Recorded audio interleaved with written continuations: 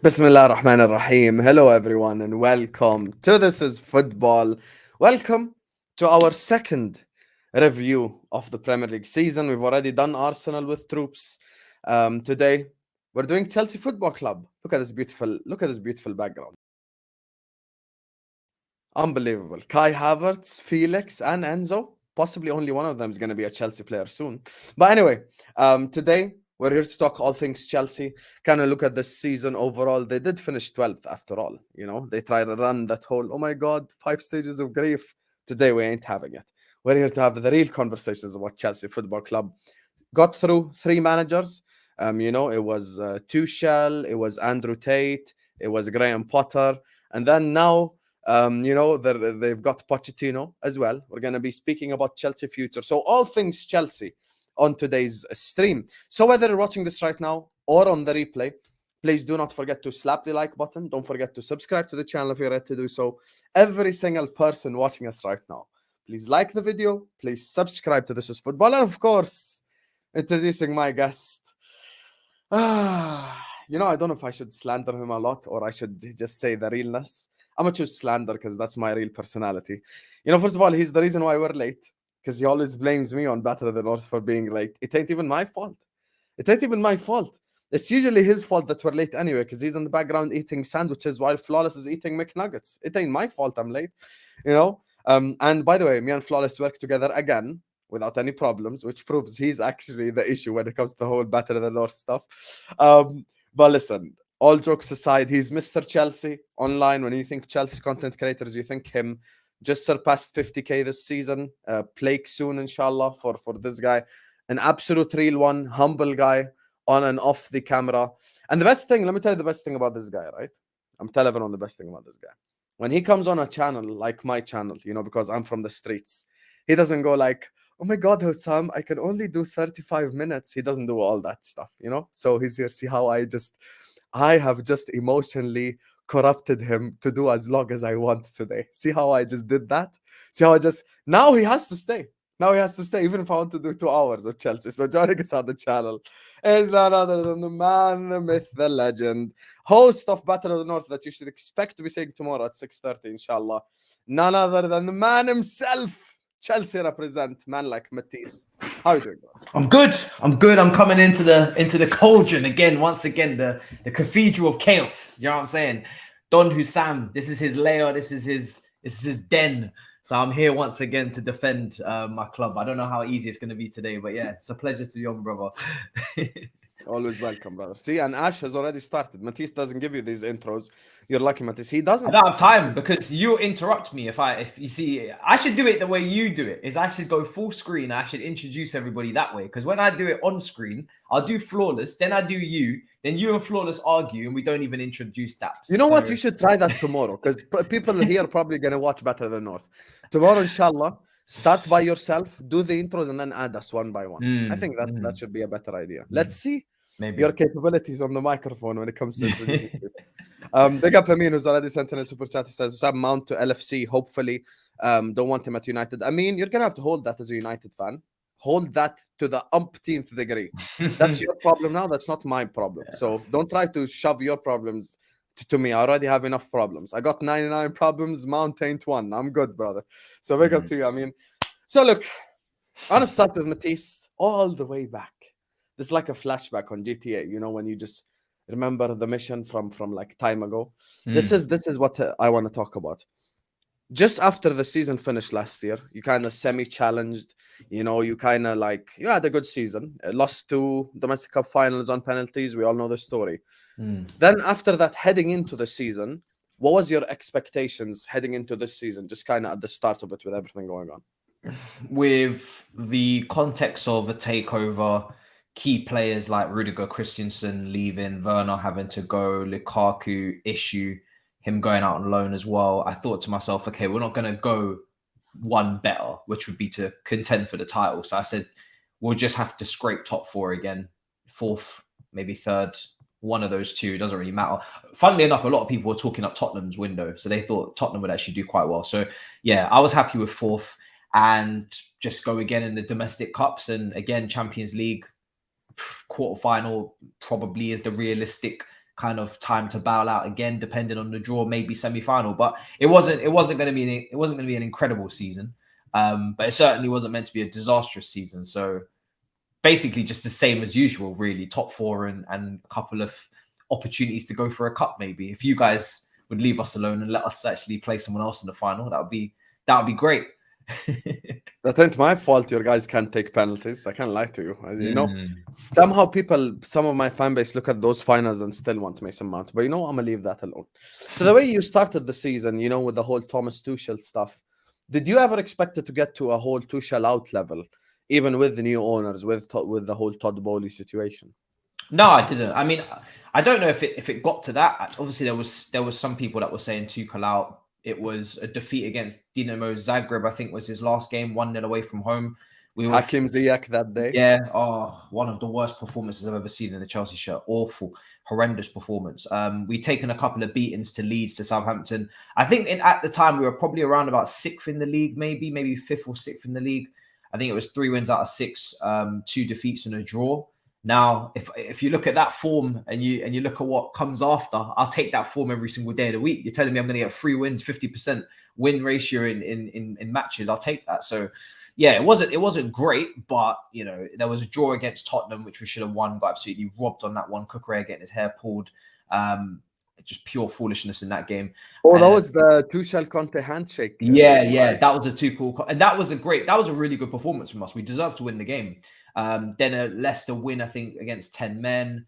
A win against Everton away as well. So there was some. These wins weren't pretty and they weren't flawless, football and flamboyant and fancy, but they were points on the board. So yeah, I personally never wanted him to be sacked at the moment he was, but I wasn't completely saying that everything that Tuchel's doing is fantastic. Like there was some things that he did in the summer that had already irked me, like keeping Gallagher over Gilmore, play him in a double pivot, not looking at some of the young players that we had, trying to sell Levi Colwill, who I'm a big fan of, bringing in Aubameyang, who I didn't want. He's done really well, Colwill, as well, you have to say. Yeah, he's done really well. He's done really well to the point where now everybody that kind of doubted him last summer is begging for him to stay this summer. So, and I knew that would happen because the guy was built to be a centre-back. You can just tell by the stature of him and the way he plays. So, I wasn't completely happy with Tuchel in terms of recruitment, but I also then balanced it out, which is what a lot of people don't do, which is you have to remember that Tuchel was coming off the back of a very stressful season, a lot of personal issues with his relationship, taking us through sanctions, dealing with the Lukaku situation, fitness issues because of COVID, and still got us to 2 cup finals and nearly won both, which would have completed almost a set of trophies outside of the Premier League and got us into top 4, which right now we can't even come close to. So that's where the balance of Tuchel's tenure doesn't really stack up for a lot of people. And he never wanted to do recruitment in the first place. So Tuchel didn't want our whole board to be ripped apart. And then suddenly now he's got a bigger say than he should. So, he kind of just had to get on with it and do a job that he wasn't qualified to do. This whole Tuchel situation, honestly, I was probably one of the people at the time. I was so happy you guys sacked him, because I knew he's a very good manager and I didn't want Chelsea to have a very good manager. But I'm going to be honest with you, because this is where now we head into kind of the next man up, who was Graham Potter. And before I even ask you about how you felt, I'm going to be so honest, I had to delete a couple of tweets because of how embarrassing it ended up. You were a big Potter fanatic. I remember. You were like gung-ho Potter. Wasn't everyone though? Be real. Wasn't everyone? I think everybody was impressed with what he did at Brighton. Yeah. But I don't think the next logical step was Chelsea. The next logical step was Tottenham. I hear you, but here's the thing.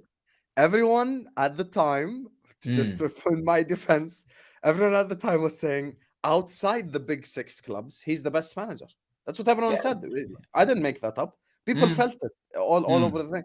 People were talking about the Brighton. You know what it is? It's literally just like De Zerbi now. It's the same exact stuff as De Zerbi now. Like everyone's like, outside the top 6, he's the best manager. Blah blah blah. Some people put him even above their own managers. Like I was a big Potter guy, and I really thought Potter was gonna transform Chelsea into at least an offensive playing team. But then what had happened, like I think sacking Tuchel after Zagreb, that was just a horrible performance, which added on to it. Him and Todd Bowley, we already know the drama between them, so they had to sack him. I can't lie, when I saw Graham Potter being like the guy for Chelsea, I was probably a lot more positive than many Chelsea fans regarding your own club. And I thought you would actually, fix the mess that you were currently in, but that didn't happen, Matisse. No, it didn't. It didn't. Thing is with him is that he came in so quickly, and I say this all the time, I didn't even get time to even comprehend Tuchel leaving. I think my video of Tuchel leaving was actually the same video I did for Potter arriving, because I was busy on the day he was sacked. I was dealing with personal situations family-wise, so I wasn't actually active on YouTube the day of his sacking. I was just shocked. I didn't really do anything other than tweet. And then I come the day after to do the Tuchel video, and Potter's been hired.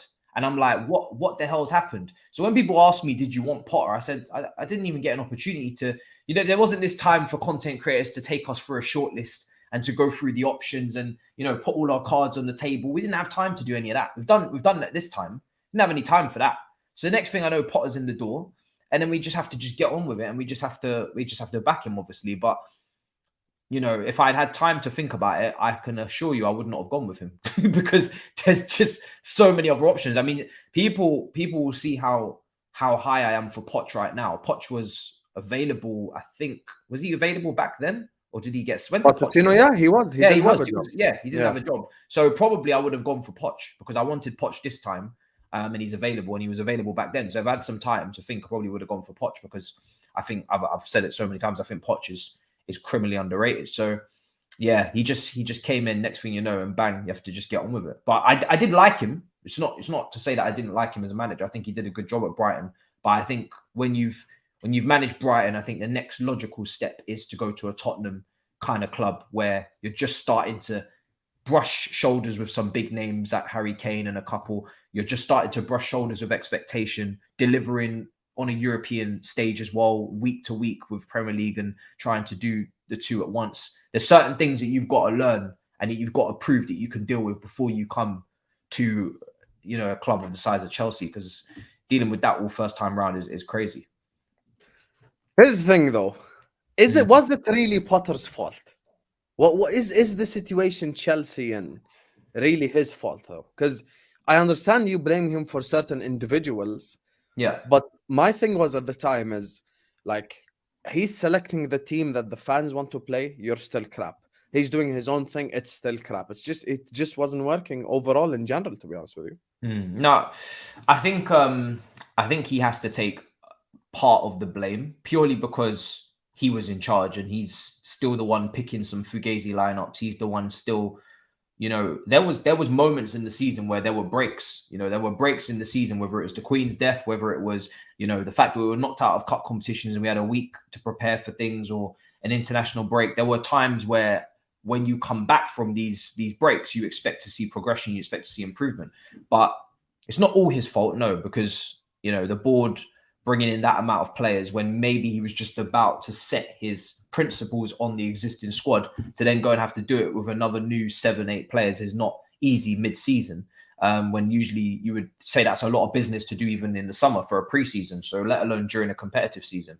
And then, the squad was already a bit of a mess. Let's look at it. You've got a couple of new players coming in that thought they were signing under Tuchel, like Sterling and like Kukurea and Koulibaly and Aubameyang. Suddenly now they're working under Potter. They're not going to be best pleased, and they wasn't. We're starting to hear those reports now.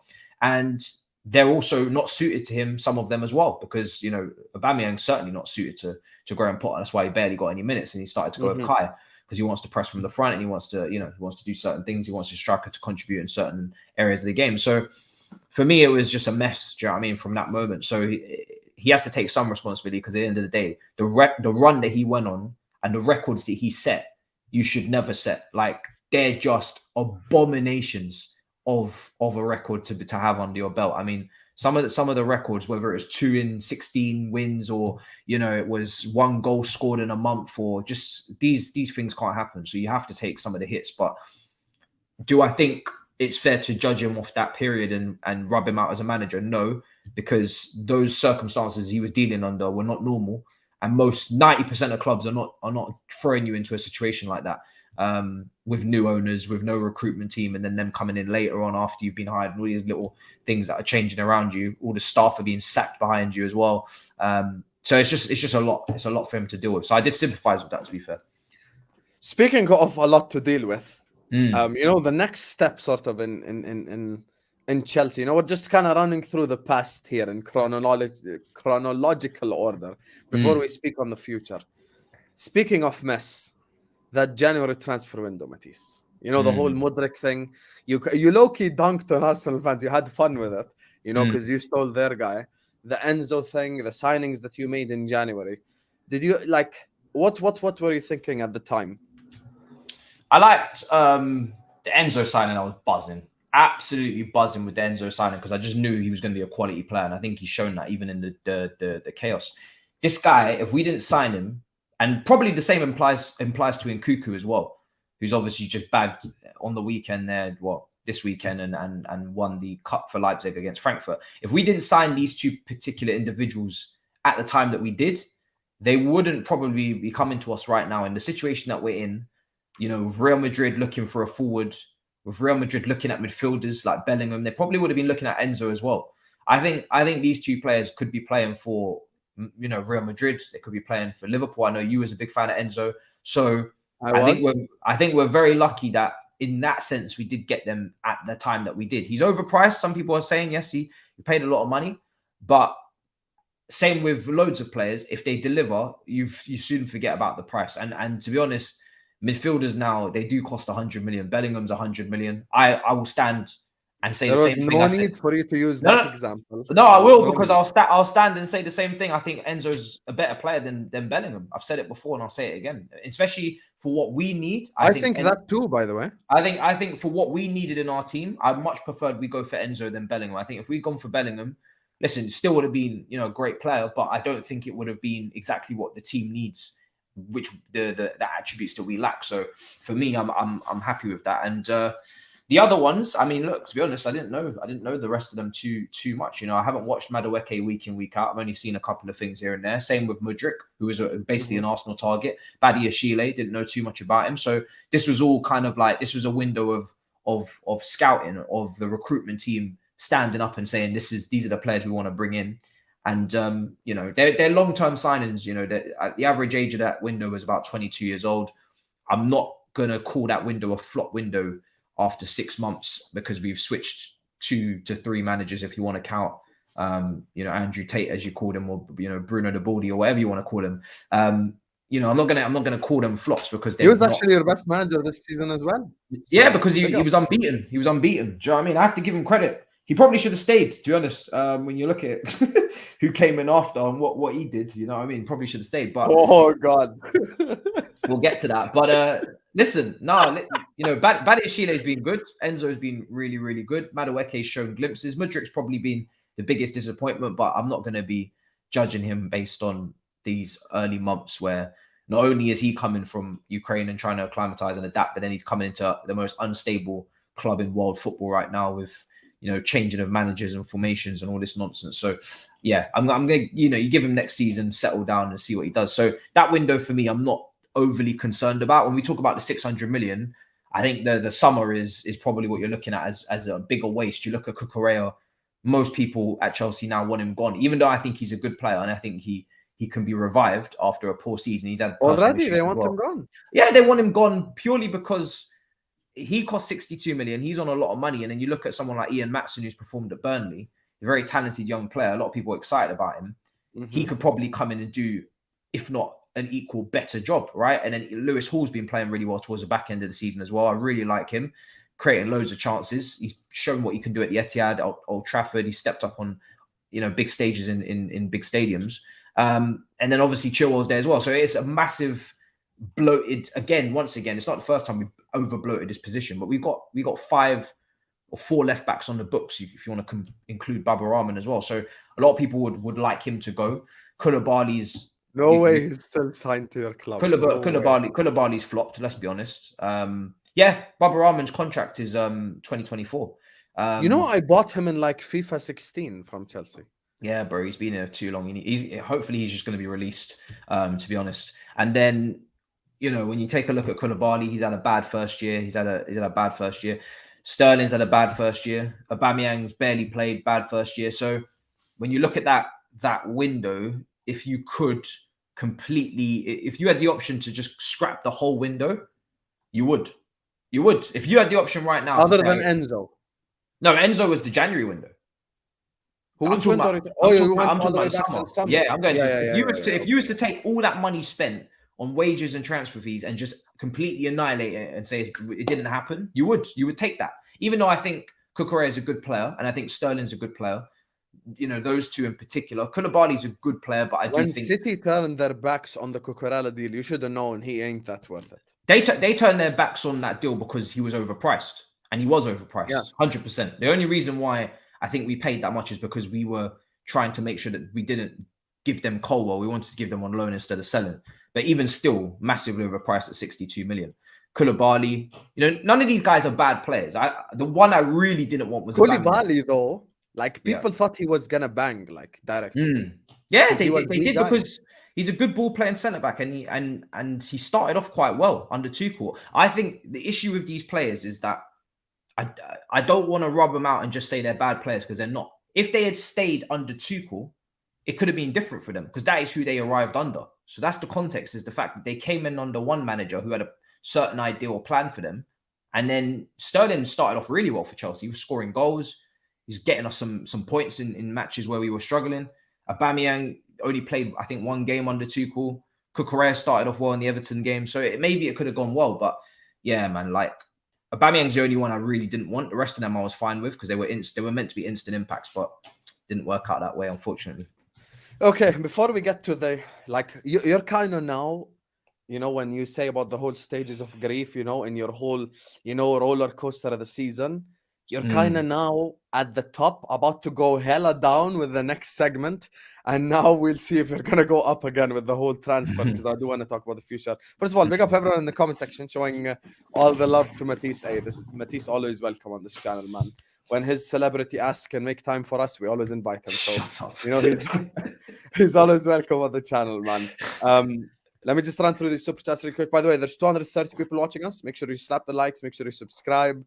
And I hate every single bastard who sent in a super chat in that Premier League team of the season, made me post that garbage on Twitter, get cooked as well. So I hate you guys for that, because I had to post it without context too. So now they're asking me, why is Arthur Melo on the team of the season? But thank you for your support, though. Make sure you like the video. Make sure you subscribe. That was fucking horrendous. I saw that team. Jesus, was that selected by these lot? Do you know what? I was wondering what that was, but I didn't go in there and cook you because I was like, nah, there's more. There's more to it than that. There's more to it than that. It's clearly not. It's not a serious team. So this is exactly what happened. I did a team of the season video, and it was a very good team of the season, right? I can literally show you the exact team of the season we made. And then I'm gonna get it up, yeah.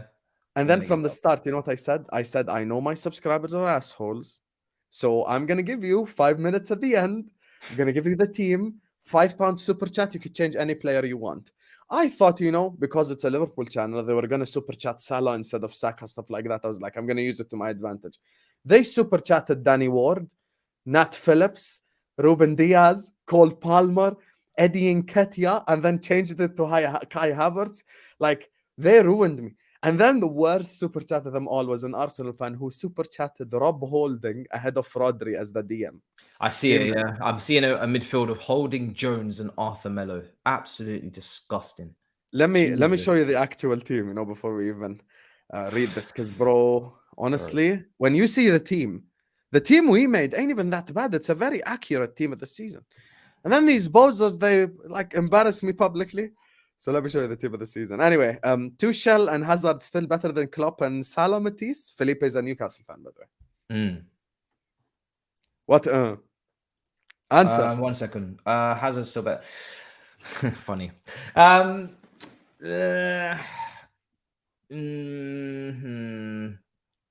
Well, why have you got Hazard in there? Or Hazard's better than Mane? Because I think those are two of your opinions. He's grouped together. He's asking you. Put it together. Sorry. Yeah, Hazard. Listen, Salah is going to destroy Hazard on numbers, but in terms of as a footballer, Hazard is always going to be better than Salah. And if you watched Hazard, and you didn't just look at the statistics and the numbers, then you can't tell me the feeling you get from watching Hazard and the feeling you get from watching Salah is the same. And I'm never going to drop that because I've watched this guy PFA Team of the Year in, year out, PFA Player of the year in, year out. It's not just about statistics. It's about the guy's just overall contribution to the football pitch. This guy was dropping deep into the center circle and taking on 3-4 players and completely, breaking entire defensive structures on his own. Not basically, making these runs off the right-hand side and thriving on the system. And so for me, you need to stop asking me that because it's always going to be the same answer. When it comes to Tuchel, listen, I got to back my... No, before you do the Tuchel thing. Go on. Using everything you just said, surely Gerrard's better than Lampard then, no? Well, we're talking about eye test versus numbers, right? But Lampard on the eye test was brilliant as well. Oh, so you cannot be this disingenuous. No, I'm being serious. No, because let's be honest, Hazard. No, but I test Gerrard shit all over Lampard. Hazard versus Salah as a footballer. We need to remember Hazard started at Lille, right? Hazard started at Lille. Salah, okay, forget that whole argument. I'm just asking you using your logic. Yeah, but you're trying to using your logic of eye test. They're not comparable. No, it is comparable because Lampard's the goals in that equation. Yeah, but Lampard's a great footballer as well. He's a brilliant footballer. Who's a better footballer, Gerrard or Lampard? Do you think Gerrard's a much better footballer than Lampard? Absolutely. I don't think so. And if you look at it as a midfielder, every single defensive element you give to Gerrard in the argument. There is nothing Lampard could do defensively better. Going forward and overall as a midfielder, other than scoring goals, I don't think any attribute Lampard has over Gerrard. Whatever it is, shooting, crossing, passing. Do you think Lampard and Gerrard's passing is too dissimilar? I don't. If you go and look at all the assist stats and all of the chance creation stats, Lampard's right up there with everyone. So why you go look at the assist stats and the chance creation stats? Salah's much better than Hazard. So where do we go from here? I haven't seen those stats. You're gonna have to show me those. But haven't seen those stats. But in terms of Lampard versus Gerrard, as from a passing perspective, I don't see what's really splitting them like that. But defensively, defensively, I agree with you. Defensively, Gerrard was much better than Lampard defensively. I will agree with that. But Gerrard had a bit of P&P. Lampard didn't have the same P&P. You got the engine there. Gerrard had this too, and he was clutch as well. Listen, you know what, Matisse? Let's just both agree they're both better than Scholes. How about the Tuchel Klopp thing? Yeah, listen, I don't listen, I was backing my boy, and rightly so, because he was getting rubbed out a bit and he almost completed. He almost actually. It's funny because year before when Klopp won the entire set, right? Everybody was banging on about Klopp winning the entire set. Like I said to you, albeit for some penalties, and you guys were the better team at that point, but albeit for some penalties, Tuchel almost completed the entire set in record time, right? Almost, because there would have just been a Premier League left after a year and a half. So that needs a bit of respect, but he didn't. So no, I'm happy to give you Klopp over Tuchel because there were certain things. I tend to give you at this point. Like it's not a problem. I'll give it to you, but I've now moved on to defending Poch and Pochettino stocks. I'm not me and Tuchel already. We already by mutual consent parted ways, so I'm not. This is what I want to get into, but this is quickly the actual team we made: Alisson, Trippier, Saliba, Martinez, Ake, Rodri, Bruyne, De Bruyne, Odegaard, Martinelli, Haaland, Saka, which you'd say is a fairly accurate team of the season, right? Like it's not bad or anything. I like the front three. I think Harry Kane is so unlucky, but listen, you have to have Haaland up there. It's a good team. It's a good team. If we did it like the PFA duet, who's in defense? If we did it like the PFA duet, which they just placed 3 forwards, Kane would have gotten in there, but I wasn't gonna have Kane playing left wing. Like I'm just sorry, it just ain't gonna work. The defense was Trippier, Saliba, and Lissandro, and on the left it was Nathaniel Ake because we had to give him some love. Mad. Yeah, that's a good backfire. Anyway, next super chat, big up to Queen Nadra, who says, big up Hussam, Chelsea elite striker going to Real Madrid. Any thoughts from Matisse? Queen Nadra, stay tuned. We're gonna talk about Mr. Kai heading over to Real Madrid. Somehow, let this be a lesson to everyone in the comments. Always have hope. DM Rihanna right now. Go DM Beyonce right now. There is a possibility she might leave Jay-Z for your useless ass or my useless ass. Anything's possible in life. If Kai Havertz ends up at Real Madrid, Honestly, I don't know. I don't know football anymore. I just do not know the sport. And He's falling upwards. It's brilliant. I just, it just does not make any logical sense. Finally, Matisse, come on. I wanted to ask you, can you explain Gallagher's profile? I see shades of Gundogan's game in him. Can you also talk about Enzo tactically? Enzo tactically. Let's start with Gallagher. Explain. I mean, Gallagher's profile for me is it's not Gundogan. Let's start with that because that's disgusting. I'm not sure why you've said that. I don't want to go off because it's 11:36 in the UK, but that is a disgusting comparison that you've just made. So no, Gallagher is a hard running, pressing, vigorous, energetic midfielder of the British Isles, and he's best in a counter-attacking team. I'm not going to lie. Also, a team that doesn't have possession, a team that doesn't rely on him to. What the fuck is going on here in this chat? Oh my god! Did you see this, or was you just kind of just letting it build suspense? What the fuck? No, I just saw this as well. Everyone's saying check Fabrizio, and apparently Chelsea withdraw from the Ugarte deal. What? What? Oh my god. Matisse, why does it have to be you every time? Oh god. Wait, let me share this. You're gonna have to hold it. What is going on?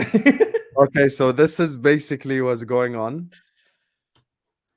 Chelsea are pulling out of the Manuel Ugarte race. PSG are now in the lead to sign the player. Player was open to Chelsea, but PSG have offered more, and Chelsea are not willing to pay well above what they consider Ugarte's market rate. I'm not sure I believe it. That is insane. That's a Fabrizio dagger right there. No, I'm not sure I believe the reason as to why Chelsea have pulled out. I don't. That's just very strange. Bro, I think it also someone. It was someone. I swear. Oh, wait, let me just check this because apparently Ben Jacobs tweeted it as well. So let me show you the Ben Jacobs. Yeah, I think he was the first one to tweet it. Yeah, Ben Jacobs. Incredible drama. Oh God, Matisse, why does it always have to be you? I didn't even plan it this way.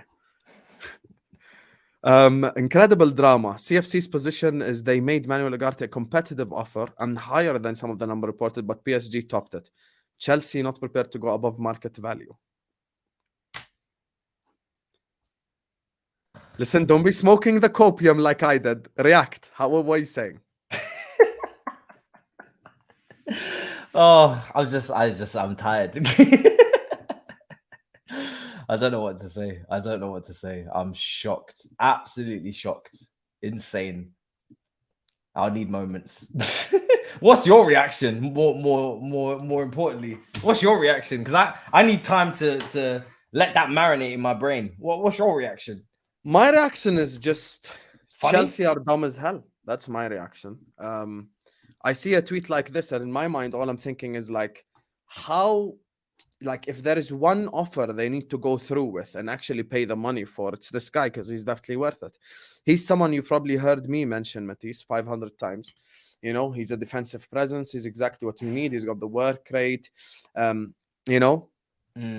He's kind of like, he's very defensively sound. He's like a young Casemiro, he's someone who's just defensively up to it all the time. And now you kind of have pulled out of that deal. We haven't even gotten to the Lampard segment yet, but he's going to have to hold that. It's just, I don't know, like, this is bad news for you, because if there's one guy you should be actively actually pushing for and pushing market value for, is sorry, Messi FC. Pushing market value for, we're gonna put it up on screen again. It is Ugarte. So it's Ben Jacobs and Fabrizio putting it out as well. So I think there's something in there. That is that's facts, isn't it? It has to be taken as gospel. It has to be taken as facts. That's that move completely done. That's crazy. I can't lie. That's outrageously mad. That was looking like something that was completely done and wrapped up. Crazy. Absolutely crazy. That's mad. I even have Ugarte to Chelsea in the description. I literally had that in the description and then boom. Fucking hell. That's wild news. You know, let's just listen. Let's just work our way back to that conversation. When it comes to Enzo, tactically, what are you saying on that whole situation? He needs, funnily enough, he needs an Ugarte type profile next to him. He needs. Why are you saying it like that, though? Because it's funny, isn't it? It's funny if I say it like that. Let's be honest. It's funny if I say it like that. Yeah, no, he needs a DM next to him, bro, because he can't be playing as a 6. Like, he's a very creative player. His passing range is brilliant. Very, very good on the ball. Brilliant eye for a pass. Brilliant eye for he's got a picture in his brain. Whenever he picks up the ball, he's got the picture laid out in front of him. He knows exactly where everybody is and what he wants to kind of put together, and he needs to be given freedom to fully do that. If he's trying to anchor the team, do first phase by himself, in terms of build up and get into the final, he can't get into the final third and you know, impact the game in the way I want him to on the edge of the area, playing those final passes like he did for Felix against West Ham. He's not going to be able to do that often if he's too busy trying to start build up play. So for me, need to get a DM in. It seems like it won't be this one though. It won't be Ugarte. So I don't know. There's other people out there. You can always get James Ward-Prowse. Messi FC says Matisse should be on, and none of these plane merchants. Shout out Kurdish for flying the FSG out plane. No hatred towards him. Abbas, your best striker, should have played more. Do you agree with this concept? He's our only striker. But he's not great. He's not great. Like, he might be able to finish, but in modern football, you do need to be able to contribute into other facets of the game, unless you've got ridiculous levels of chance creation like Man City, which we don't have.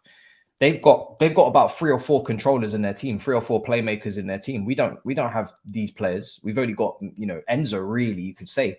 So we need a striker who can contribute to the other facets of the game, drop deep, link up, you know, run the channels. And Aubameyang is just, as a footballer, this is why Arsenal played him off the left. You know, for Arsenal, they played Lacazette in the middle and they played Aubameyang off the left. There's a reason why they did that. They didn't play Aubameyang down the middle most of the time. So for me, even though, yes, he's the best striker because he's the only one, and Bro is out with an ACL for the whole season, doesn't mean that I was particularly looking forward to having him play, because we just had a situation with Lukaku where the team doesn't have much chance creation and the team, from a creative standpoint, is awful, and all they have is basically go out wide and swing crosses in. And then you ask Aubameyang to feed off scraps, basically. What do you expect is going to happen? He's going to have to massively exceed his XG, you know, outperform his XG. So it was never going to work. Ken says, please, Matisse, tell Hussam how Mount would be a good player for Liverpool. No, you're going to stay tuned as a United fan. And I'm going to let him tell you how he's going to be a good player for United, because he ain't about to do the whole Liverpool thing. But thank you, Kenneth, for the super chat. Big up to you. AJ saying, Matisse genuinely seemed shocked and speechless. Hey, I am. I'm still shocked. As soon as we had him up with that news, his whole face changed. Like, it's just his whole facial expression just kind of... And if he wasn't an asshole about the Jude Bellingham stuff, like every week, I would be less of an asshole right now, but I'm smiling, so he can hold that. I'm going to enjoy Kevin Thuram. I'm going to enjoy, you know, Alexis McAllister. And he can enjoy, you know, James Ward-Prowse, maybe get Alcaraz, someone like that. Make up to you, AJ. No, if we get Caicedo, this won't be funny to you anymore. You know, stop embarrassing yourself. You know, you're not going to get Caicedo. Come on. Caicedo's literally in Europe right now. Come on, why would he leave to play for Chelsea? Anyway, big up AJ, Kenneth, Messi FC. You know, Kante was in Champions League with Leicester, and he signed for us when we were outside of Europe because that's Leicester City. That's Leicester City. Brighton. What's the difference between Leicester City and Brighton? Brighton are building step by step. Leicester. The difference is that Brighton don't have a Premier League title and FA Cup. So let's relax. True. You know what I'm saying? That's true. But Leicester, no, you're not gonna get away with it. Leicester are an anomaly. You know, because we all knew they were gonna win the league and dip. With Brighton, they're building step by step. But anyway, they didn't dip. They won the FA Cup and the Community Shield as well. They didn't. Can't lie, AJ. That's what I'm saying. He's just all the copium, like he's just copium, like bro. I'm not. There ain't no copium in this. He said Caicedo. You think Caicedo's rejecting Arsenal to move to you? This ain't 2010, partner. Arsenal have to actually go in for him first. They were looking at Rice. He'd rather go to any club than you. 100%. 100%. Let's just, let's be honest. Anyway, make sure you guys slap the like button. Make sure you subscribe. Where's Bellingham? Is he coming still? Listen, as you see here, it says Chelsea show season review. Bellingham was never linked to Chelsea, or we would have spoken about him. Make sure you slap the like button. Make sure you subscribe. Big up Amin, Felipe, Nadra, SFC, Kenneth, AJ, and Tarmizi for the super chats. Big up to you guys.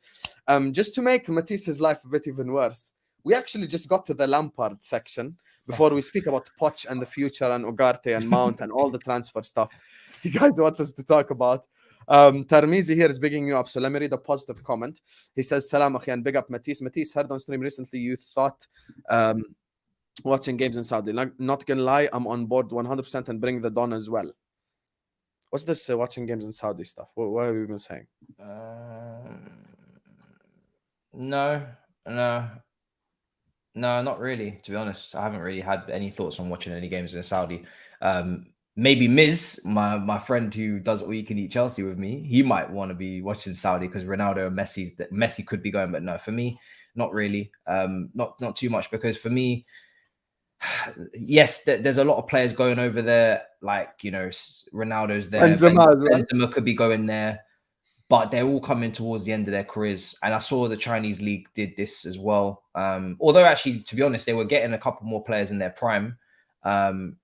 But even still, there was still a lot of players going there towards the end. Same with MLS. I want to see players in their prime, to be honest. A lot of the players that Saudi League right now are getting are players that are, they're looking at Kante. I think Kante's past his prime. Sergio Ramos, I've heard about as well. But I just want to see the players at their best, to be honest, at their optimum level. So no, I haven't really thought about it. To be honest, I'm watching top 5 leagues. I haven't really got much time to watch more outside of that. What the fuck is this?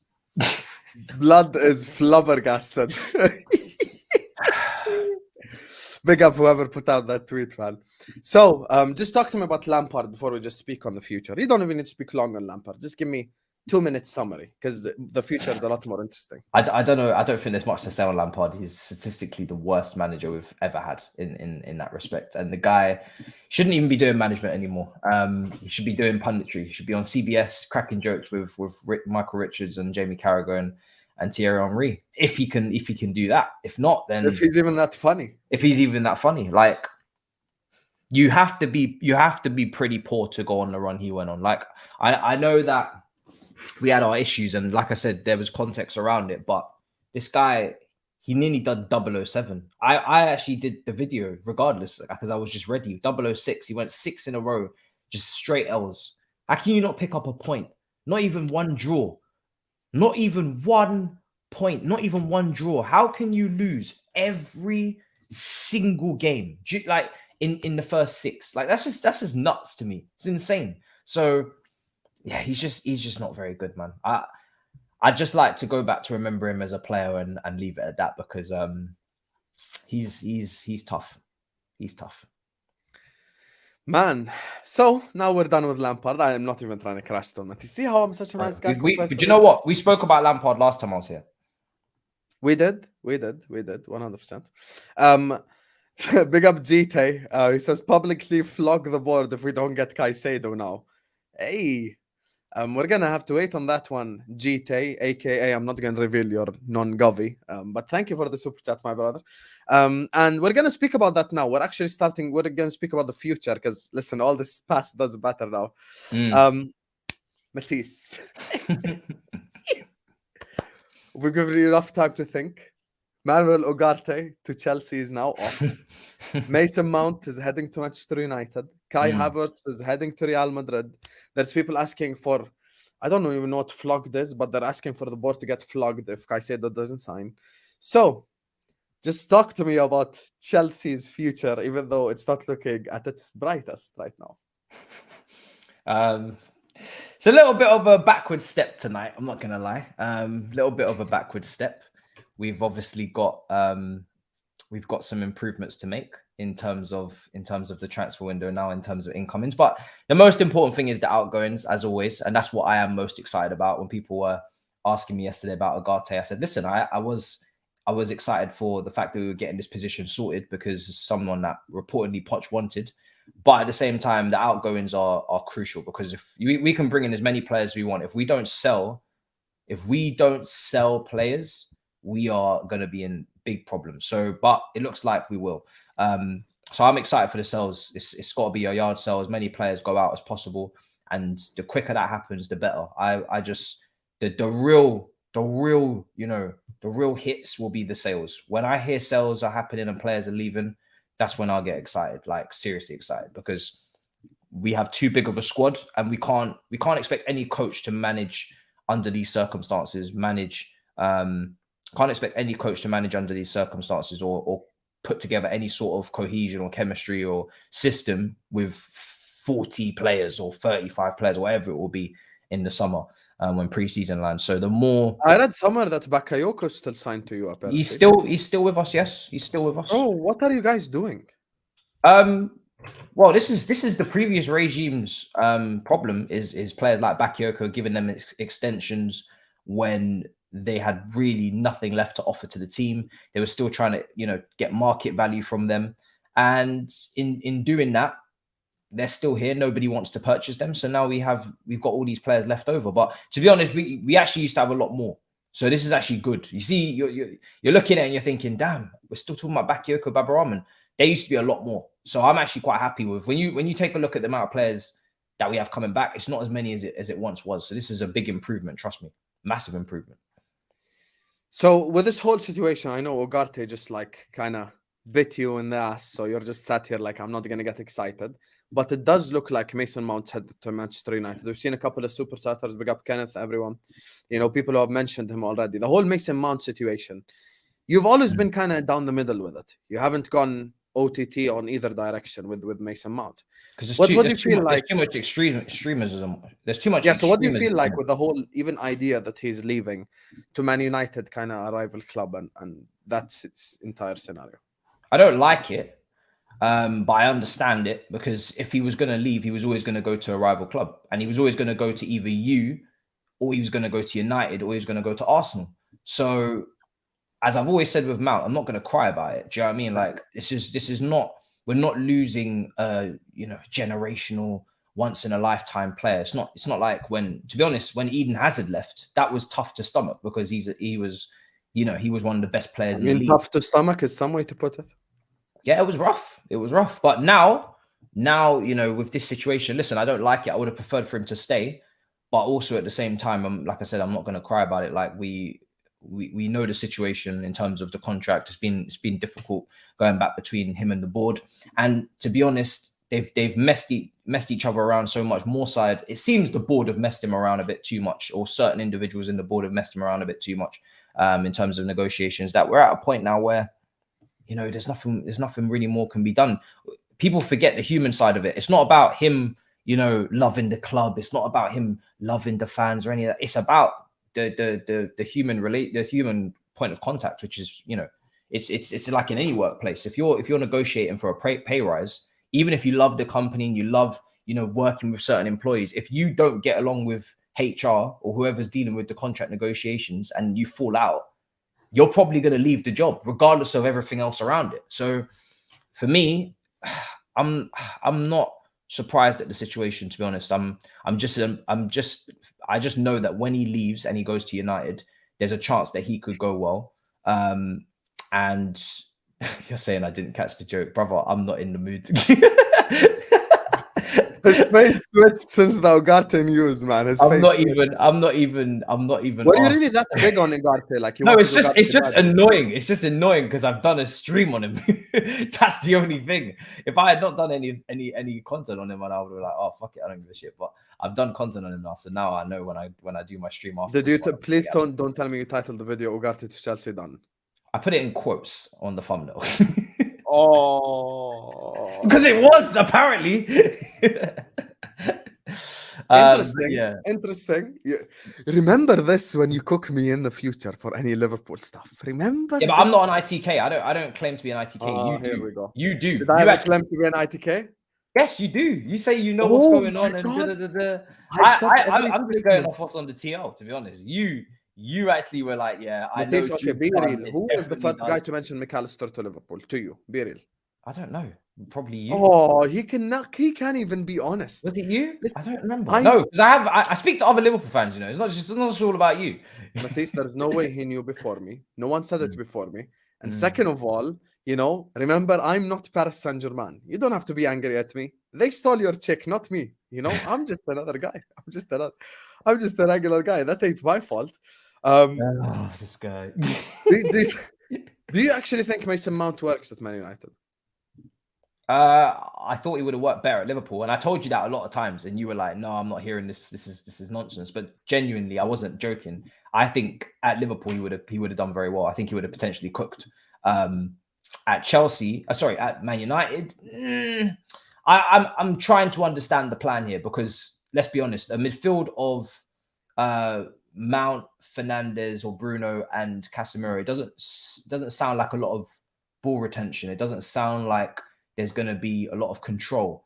It sounds a bit chaotic. It sounds very fast-paced, very chaotic. Maybe that's the plan, to push the eights really high up and press from the front, or, you know, maybe tuck in a fullback and control from there, or a centre-back's going to do a lot of the build-up. I don't know. So until the window closes, I'm not going to criticize it too much, but I definitely think even Arsenal, I think both of those other clubs, I would have seen the vision a lot clearer than I do at Man United, to be honest. What about you? I like how everyone, because you didn't want him, right? I didn't want to Mount. Hell no, I didn't want him. Yeah, you didn't want him, but I genuinely believe he would have done pretty well for you. I know you don't want him, but no, he wouldn't have. You know who's going to do well for us? McAllister. You're about to watch. You know, this whole Mason Mount stuff. It ain't. You know, I mean, you and Messi FC are just superb trolls. Man said Gallagher or Bernardo Silva. You know, that's like asking him. Yeah, you know, crazy. Like, I don't even know how to answer that. Lampard or Gallagher, you know, it's just a crazy question. Like, what are we doing? I mean, listen, thank you for the super chat. You know, big up to you, my brother. But that is just how have you actually like spent $2.79 to say that right there? I mean, Gallagher, Bernardo Silva. That's wild. So speaking of wild, disgusting. Havertz. I like how everyone's just making like one of Matisse's like colleagues on YouTube account and just sitting here like, we know you ain't the real side. We know the guy before that wasn't the real guy. Like, it's just, we know you ain't the real people. It's just like, stop trying it, bro. These people that do this, they got too much time on their hands. Yes. And you guys need to know, as content creators, all we have to do is just go to YouTube Studio and we see the tick is there or the tick isn't there. Exactly. If the tick isn't there, we know it's a fake account. So very quick. Doesn't take long to spot. Speaking of, you know, this, I don't know if this is fake, but by the way, Madrid Extra just tweeted about it like an hour ago. Havertz to Real Madrid is looking even closer now. So I don't know what the hell is going on with Earth. At least something to take, something to brighten up my evening a little bit, because it's been a bit of a mare so far. Talk to me about Havertz. Talk to me. I'm fine with that. Again, like I actually believe that he might actually do quite well there, but I'm still willing to run the risk, because I've seen enough at Chelsea. This play, you know, when you've seen a player play for your club for 3 years, that's enough now. Do you know what I mean? Like, I'm not gonna try and rewrite the past. Like, he has been poor. He has not registered double digits once, I don't think, in terms of goals. So for me personally, he has talent, but I haven't seen enough of it. And more importantly, I think the Premier League might be just a bit too much for him as well. I think physically and even mentally, I just don't think he doesn't look like as if he's up for it for a week to week basis. He looks like a very kind of, you know, those wishy-washy players that go through the motions and kind of, you know, they pick what occasion they're going to turn up for. That's the kind of player he looks like to me. He doesn't look like a player that's going to give you that consistency week to week and is going to perform at the top level. And his attributes are not outstanding enough to build a team around as well. I think he might be a jack of all trades, maybe master of none. There is shades of everything in his game, but at the same time, there's nothing that stands out that he's doing to an elite level. So people are saying put him in the 10 and things change, but we just signed in Cuckoo, so he's not going to probably be a starter.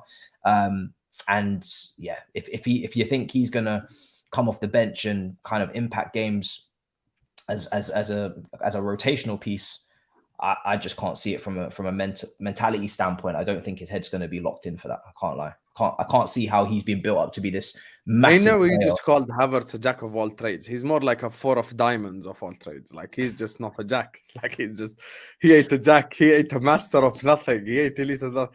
You know, sometimes in life, guys, use certain things around you as motivation. Use them as learning curves. Use them as lessons going forward. You can achieve anything you want in life. Kai Havertz, the piece of crap we've watched for the last 3 years, is about to move to Real Madrid. Anything is possible. You know, you can go get your dream job. You can get your dream girl. You can get your dream car. You can achieve anything you want in life. Kai Havertz is going to Real Madrid. He's falling forward. If Matisse told me 2 weeks ago Kai Havertz is going to move to Borussia Mönchengladbach, I would have been like, yeah, okay, it makes sense. Do you know what? They were interested in him first. Before he moved to Chelsea, when he was at Bayer Leverkusen, they were interested in him. So they actually are just reaffirming their interest. That's all they're doing, which is kind of mad. I know it sounds crazy for me to say, but that is the reality of it, is that they wanted him before. They couldn't afford him, I think, or they wanted to wait until the summer after because of COVID. And then now he's available again and they're looking for a forward. They're back in. So this is not the first time they've been interested. Because again, this is how highly rated he was. He was linked with Bayern. He was linked with Real Madrid, all of these big clubs. He was meant to be the next big thing. That's how he was rated. So yeah, this is Kai Havertz. This is what he does. So before I kind of just speak on Poch and you know, just the future in general, because I don't want to keep you for too long. I see you. I'm subscribed to your channel, so I see you've already made this. I've got to go and do that afterwards now because these people are hunting me down like. Yeah, I see the comments over there as well. Listen, just before we enter the final segment, big up everyone watching us. There's 400 people. Make sure you slap the likes. Make sure you subscribe. As soon as we're done with the stream, I'm gonna post the link in the comments so you can go and directly just go watch Matisse's channel. You know, I'm gonna or don't. You don't have to come. You know, you don't have to come and watch me. You don't have to watch 100% go watch him. 100% go watch him. You can go to bed. It's very late, guys. You don't have to come and watch me face the music at all. You don't have to do that. Believe me. We need you facing the music, you specifically, because you see, most of the people in the comments are Liverpool fans, and they've seen you talk shit to me about Jude. So this is your moment. So I don't want to keep asking about Ugarte over and over, so I can keep it exclusive for your channel. Big up to GT, Tarmizi, AJ, Kenneth, Messi, Nadra, Amin, Felipe for the super chats. Big up to you guys. Slap that like button, subscribe. Before we go to that channel, before we wrap up here, you know, and allow you to go rant on Ugarte, just that whole Pochettino situation, I can't lie, from my kind of interactions with Chelsea fans and all of that, I think there's kind of a division on him, you know, especially the people who are like, people who are match goers who go like, he's former Spurs, so we're never going to accept him. You know, there's people who may dislike the fact that he won nothing in England. And there's in reverse, people who are excited saying he's the perfect project manager, etc. Where are you with the whole Pochettino and your future in general conversation? I always wanted Poch from the get-go. I was probably the first person to start coming up on YouTube and saying, yo, this guy's the guy. Like, he's the best option. I'm not saying that he's perfect, but out of all the other options on the table, he's the one that makes the most sense if you want to take minimum risk and, in my opinion, probably get the highest amount of reward. Because I think right now, for where we're at, and this is what a lot of people struggle with, where we're at right now, we need a manager that can develop young players. If you're going to sign this amount of young players, which is what we're doing, I'm not saying you have to agree with it. You might want to sign players in their prime. You might want players that are ready made, that are ready to win. That's fine. But this is what we're doing. This is reality. So if you're looking at reality, we need someone who can develop players. And there's nobody that's been shortlisted that's got a better track record for developing talent or developing players than Poch. So for me personally, it was always going to be one of those things where I'm mirroring it up with what we're currently doing. The fact that he's already managed in this league before as well. And the fact that every job that he's gone to, he's either delivered what was expected to him or he's overachieved. And people say, yes, he's bottled and he's done that in certain moments. But this is a Chelsea team that have lost the last 5 Wembley visits. Like, I think people talking about Chelsea in this ruthless manner where we're constantly bagging all trophies and we can't stop winning. And we're not that team right now. We're a team that right now we are constantly, when we're getting. Do you think your fan base has that patience though? No, of course they don't, but that's not my problem. So where do you go from here then? That's bro, they don't have patience. It doesn't matter who it is. Like nobody has any patience to be losing 6 games in a row. It doesn't matter what fan base it is. Everybody speaks like Chelsea's fan base is unique. Arsenal's fan base wanted Arteta out for years. Chelsea's fan base is not unique. You can say that, but no, but it's because of how you've been hardwired. I don't think any other club in the world has been run like Chelsea, which is manager win. They haven't. But you put any manager at a top club You put any manager at a top club and you give them, say, 5-6 defeats in a row, they're going to start asking questions. We They're were going to start patient going with crazy. Klopp. We had a horrible January the year when we signed Mane. Arsenal fans were patient. Yeah, but that's because he had stuff in the bag. If Poch goes on to win what Klopp's won and then he's got things in the bag, different conversation. But if Klopp comes to Liverpool and starts off horrendously, continuously, say he does what Arteta did, you guys aren't going to keep Klopp. You're not going to have the patience for that. If Klopp came in and finished back-to-back 8th place finishes, you guys would have been saying Klopp out. No doubts about it. Absolutely I no don't think doubts we would about have it. been saying that. I think we would have been more patient. Don't think so. But no, but we can agree. We can agree to disagree. But I don't. It's normal to say certain fan bases are more patient. You've just been hardwired. Yeah, they might be more patient. But when we speak about Chelsea, we always mention the worst possible thing out there, which is, you know, if we were to be 15th, would you still have patience? Of course we wouldn't. Neither would you guys. Nobody would. Okay, that's fair. These are not normal. These are not normal. This is not normal. So with the whole Poch thing, what do you think of the whole conversation? Because he's former Spurs, like he won't get accepted, all that from the match goers. Basically, I think we're over that now. I think people are so scarred from what they've seen from Lampard that they're pretty much ready to give it a go now. So it's true, and it's good. To be honest, it's good. I'm kind of glad in a way that he's done so poorly, because now people actually they will give him time and they'll give him a chance because they realize just what a mess this is. So yeah, I think people are over that now. They're proper scarred after what happened with Lampard. Let's make no mistake. This guy, if he had the job for a bit longer, we might have been actually in a proper relegation scrap. So yeah, man. No way you're saying he almost took 2 clubs to the relegation at the same season. That's wild. He did. Bro, the way he answered that, he said we're scarred with Lampard. He hit me with a hook I was not ready for. He just banged like left jab there out of nowhere. It's like, true. Man said we suffered enough with Lampard. People are just over that crap. I'm like, wow, like you guys really got hurt by Lampard. Like, yeah, we did. That's bad right there. That's bad. We did, but at the same time, listen, when you see your club legend performing like that, yeah, you are gonna get hurt. Let's be real. If you see your club legend performing like that and doing those type of things, and some of the team selections, you know, we had to watch a 3-6-1, right? You saw that. So yeah. I'm gonna be a liar if I said I saw that, because I just stopped watching Chelsea. Because I just kept falling asleep, and I was just like, I was just not trying to do all that. I'll be sorry to do. Wow. But anyway, listen, I'm not gonna keep you further than this. Just give me a expectation for next season.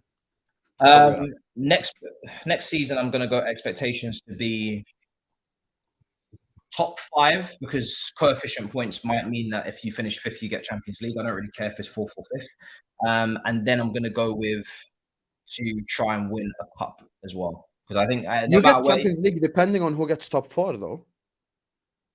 What do you mean? It'll be top 5. Because the whole based on heritage qualification stuff. If us and you were in outside top 4, we go into the Champions League, not you. So it depends who's inside the top 4, who's not. Well, yeah, but yeah, Champions League qualification, whatever that it looks like, and just bag the trophy. Try and just get that off your radar immediately, because people are already saying you're bottling and whatnot. So you need to get that dealt with. Do you predict Ugarte is going to be in the team of the season? Fuck off. Anyway, everyone watching this right now, thank you so much for tuning in to our Chelsea review. Make sure you slap the like button. Make sure you subscribe to the channel if you're yet to do so.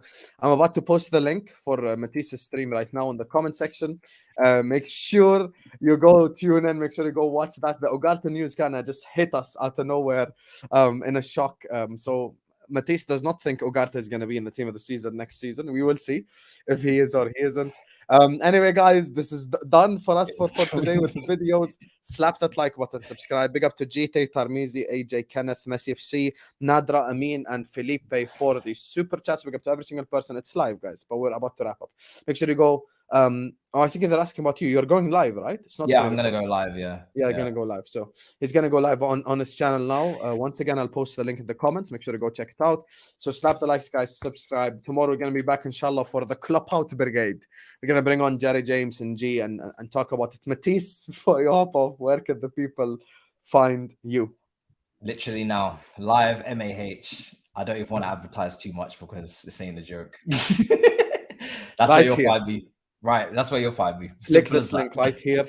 And if you don't find him there, you will find him at the Stade de France next season. So big up to you guys. Thank you guys so much. I will see you guys tomorrow, inshallah. Peace. Good luck with this, man. Good luck.